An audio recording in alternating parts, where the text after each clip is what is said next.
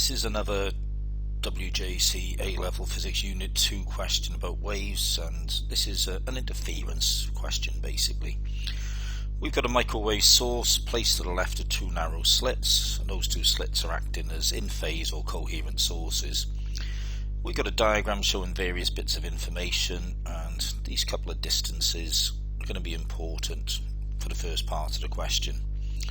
So the first part of the question tells us that a microwave sensor moves along the line AB and it detects maxima at the points shown as dots, and one of those dots is directly in front of S1. Then, by considering a right angle triangle S1, S2Q, we've got to show that the path difference S2Q take away S1Q is 20 millimeters.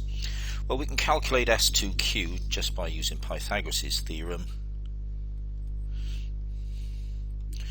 So S2Q squared is going to be 120 squared plus 350 squared, and S2Q will be the square root of that. Now this happens to be a perfect Pythagorean triplet where S2Q is exactly 370 millimeters. Check that on your calculators. And then finally the path difference is going to be 370. Take away the 350 for the S1Q, giving us the 20 millimeters that was desired in the question. We're next asked to work out what the wavelength of the microwaves must be given our reasoning. Well, point P, being equidistant from the two sources, is a point where constructive interference is happening because there is a zero wavelength path difference of the waves from S1 and S2 when they reach P. The next dot up, the path difference must be one wavelength, because remember, for constructive interference the path difference has to be an integer number of wavelengths. So therefore at Q the path difference is two wavelengths. Hence the 20 millimeters path difference that we've worked out in the previous part of the question is two wavelengths, and the wavelength is 10 millimeters, half of 20 millimeters. Next we're asked to check using the equation for double slit interference, which is lambda equals A delta Y over D.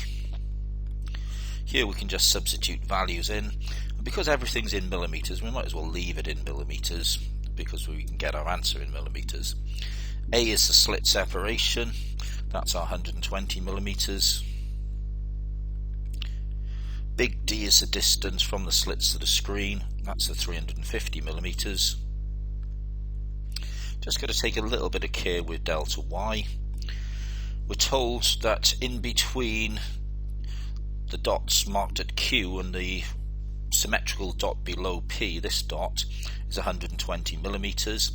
Remember that each of those dots represents a bright spot, but we're not interested in how many bright spots there are, we're interested in the number of gaps. And if there are 5 bright dots in that region from Q to the bottom at 120 millimeters, there are 4 gaps. So delta Y, the fringe spacing, is 120 divided by 4, which is 30 millimeters. We can put that into our equation, plug those into a calculator, and you'll end up with an answer of 10.3 millimeters. Slightly different to the answer in part 2. That'll be down to the fact that this distance to the screen of 350 millimeters isn't really that large compared to the separation of the slits, so that any angles in a diagram aren't small enough really for that small angle approximation to work in the derivation of the formula. Finally, the question asks us to briefly explain how we can show that microwaves from this source are polarized.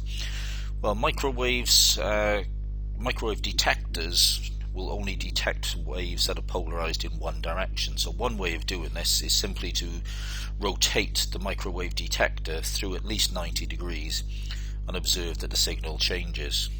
So let's put that down.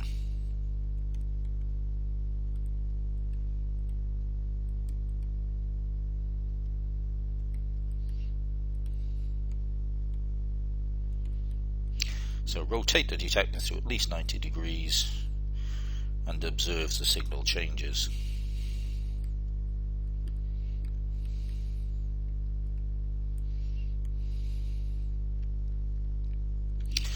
The other solution is to use a grill of metal wires, as we've demonstrated in class.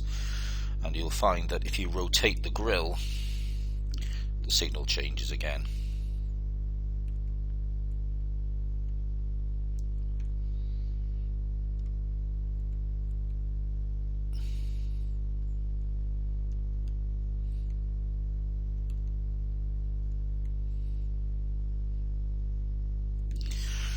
So that's the end of the question.